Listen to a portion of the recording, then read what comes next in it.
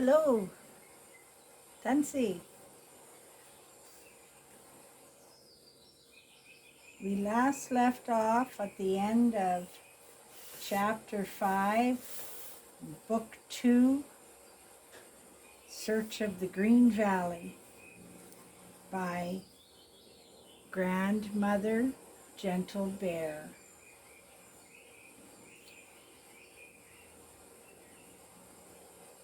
Paddling around the lake to forage and hunt rabbit gives me a sense of accomplishment, and yet humbles me to the vastness of the wilds. The water enjoys the paddle, and a happy calm ripples across the water, and I hear the sacred drums. With each stroke and dip, the rhythm's tempo keeps time with the drums.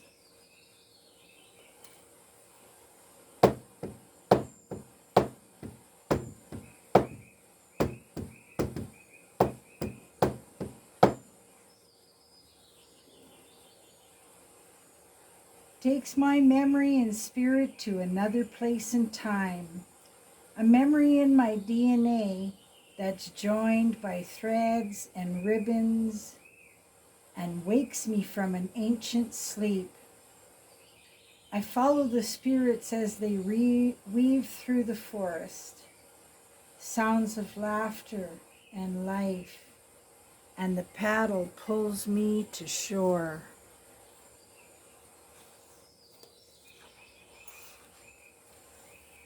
My focus is pulled to a small circle of people. They're gathered with their beads, their horsehair and hides. Elder women with weathered dark faces, smiling and laughing with children and young women, all teaching each other their skills and ways. Some are weaving baskets, while others are beading bits of moose hide for moccasins. One elder grandmother was twisting and wrapping sage and cedar bundles for ceremony and cleansing. The smoke of buffalo sage filled the air with healing, and it washed over me as I sat at the edge of this vision, merely a spectator, watching through the fog. It was a moment in time, imprinted in the water, soil, air, everywhere.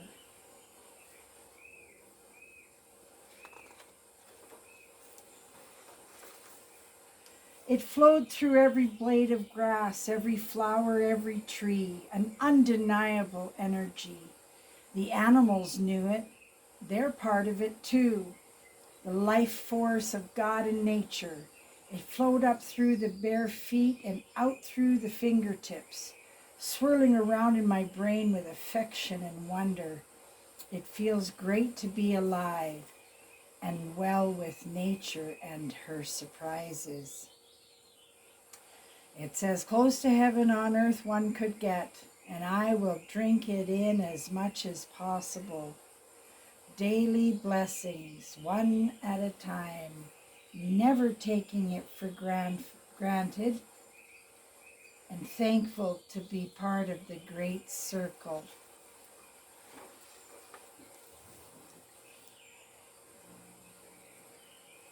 These visions are appearing more often, and I will be more careful with the wild mushrooms. Tea is ready.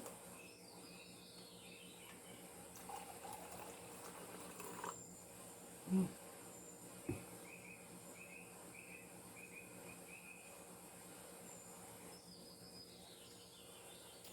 good. And a bit of dry salmon.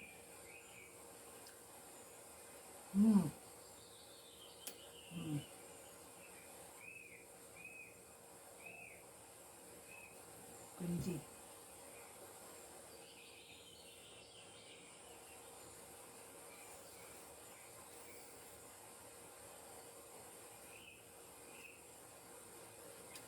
Country food or wild natural food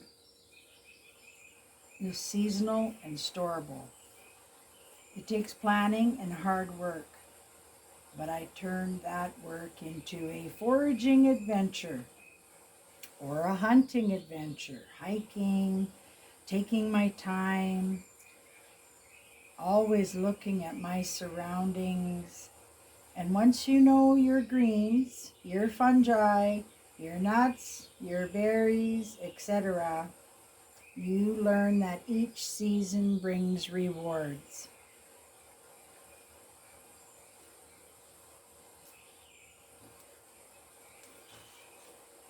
Now, this food can be preserved by smoking, drying, dehydrating, salting.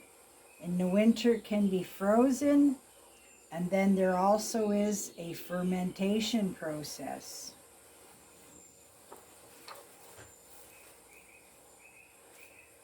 Animals have their ranges. The predators follow the prey, and water brings them together. Each season brings visitors on their ancestral trails, animals, spirits, and memories. Some trails have tree scars called blazes. Some marked when they had a trap line here. Some marked for a trail. Most times it's marked for a portage trail. And many, many years later, that blaze mark will still be in the tree and still mark the trail. And if you follow the blazes and stay on the right path, it should keep you out of trouble.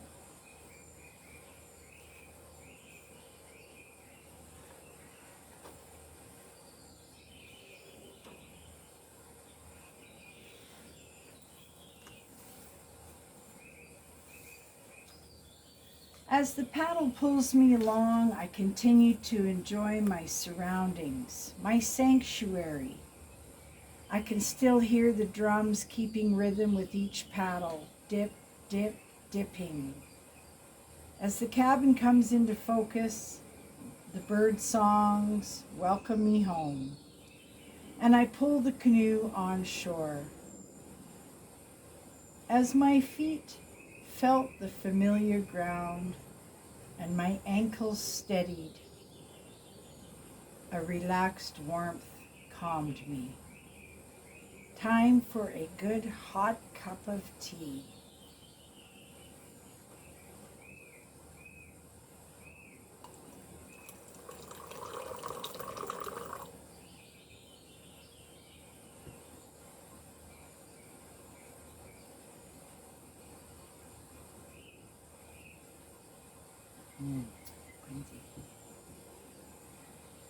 The fire was cold, but with just a couple strikes of the flint I had a coal, then flames. Charcoal will give you a coal better than wood. Then just add kindling and a couple of split logs and you've got a good fire. Birch bark makes an excellent tinder. I try to keep some dry at all times.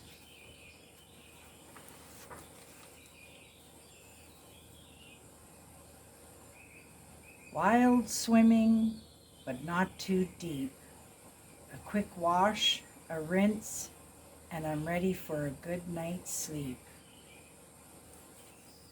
That's got to be one of my favorite smells. Wood burning in the campfire. And it goes so well with my cup of tea.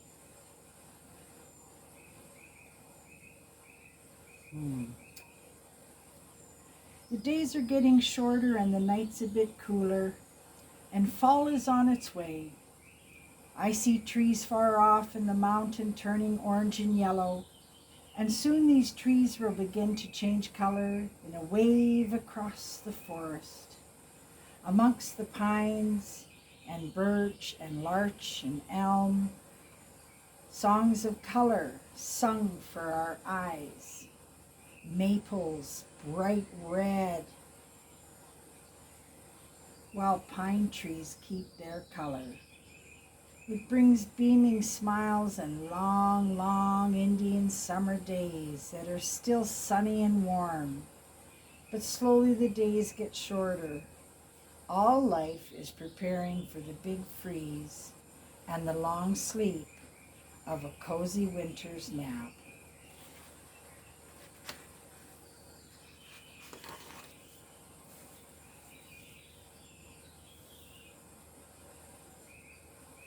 Fresh bear tracks near the cabin. He was just passing through the area, probably still curious if I was still here. No scat, just tracks. One day we'll meet, but keep our distance and respect our paths crossing.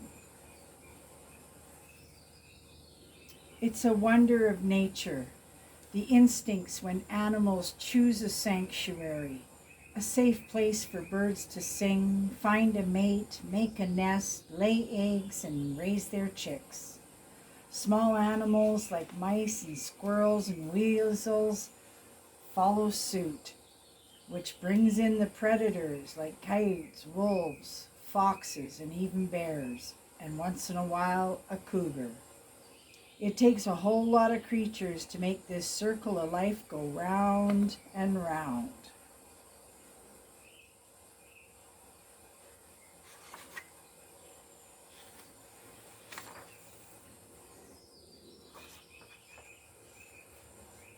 Each season has its abundance.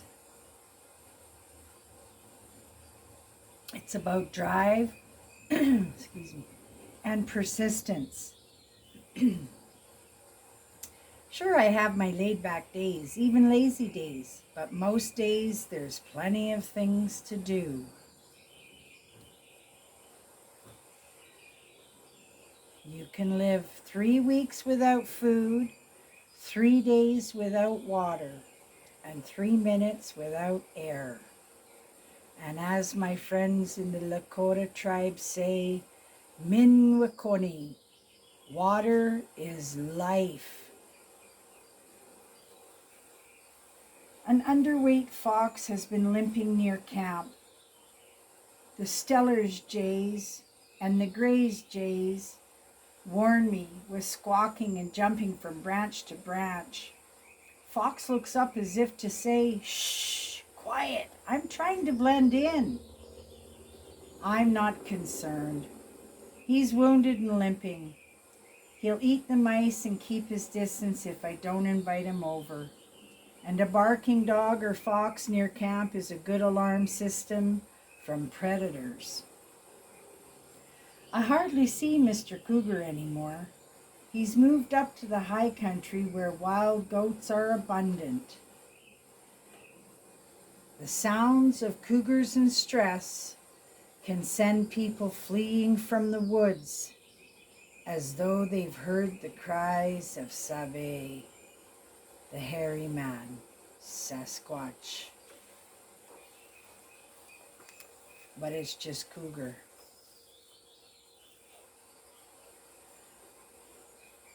I'm collecting curls of birch bark for fire tinder and weaving small baskets. It leads me to a fungus called chaga. It's a large bulge on the bark of most birch trees. Chaga makes a great hot drink, and I'll enjoy it once in a while, but not too often. Everything in moderation.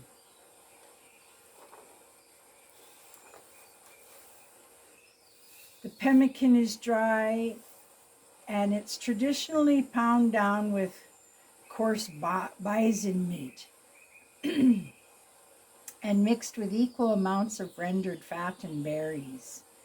Could be Saskatoon berries, as they say in Cree, Misask Wato Mina. Could be cranberries, choke cherries, blueberries. And this can last for over a year and 5 years in cold storage.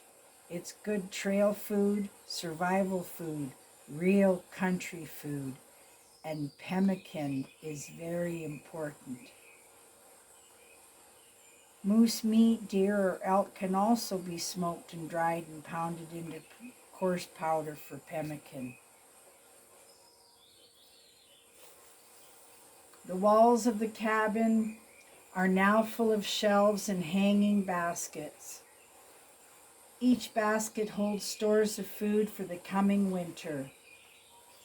Herbs for flavor and herbs for medicine. Dried greens from dandelions, some ground into flour, wild rice and dried onions and garlic. Wild mustard seeds, wild oat wheat, dried and rock crushed for flour, more flour, and dried and powdered mushrooms. I've picked a lot of mushrooms lately. You can tell me in the comments what you think these big mushrooms are.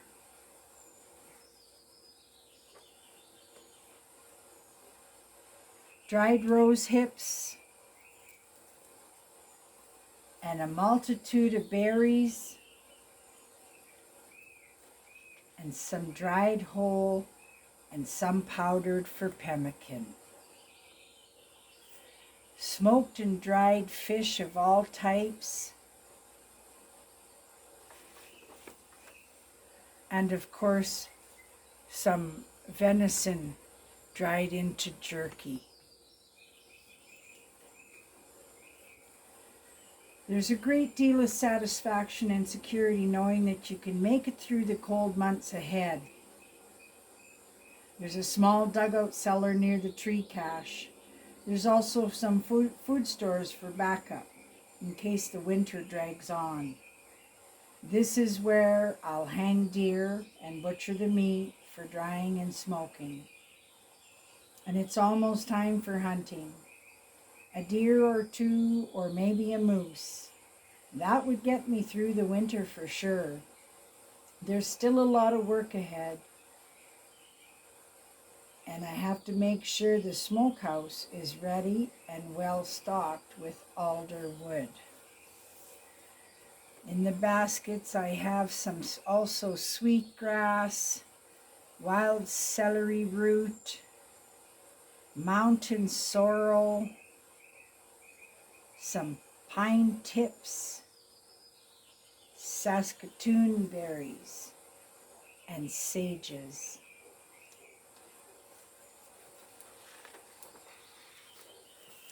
There's a great need for rendered fat in the winter. It keeps you warm, and when you can eat a bit of fat, it'll keep you healthier. Either in pemmican or used to fry dry meat and fish. If you don't have enough fat from deer, moose, or elk, then you might have to get yourself a porcupine. They're fatty and they'll help you get through the winter. It's all about finding the balance. Food intake, health, and those wonderful cups of tea. Once winter arrives, it's all about keeping warm.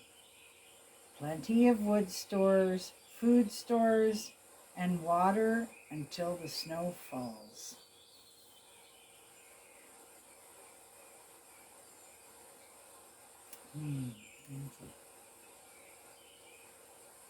And we're going to finish there for today. And next time we'll be on chapter 8. It was good reading about the preparing for the winter. And you might see some of this art that's here in front of us. And you'll find the link in my comments to see who does this art. It's Creative Canvas by Yannick Chevalier, and he produces some pretty special stuff. And he'll paint on almost anything, but he likes to do wearable art. So those are t-shirts and hoodies. Well, thanks for joining me today, and we'll see you again soon for some tea and tales of the trail.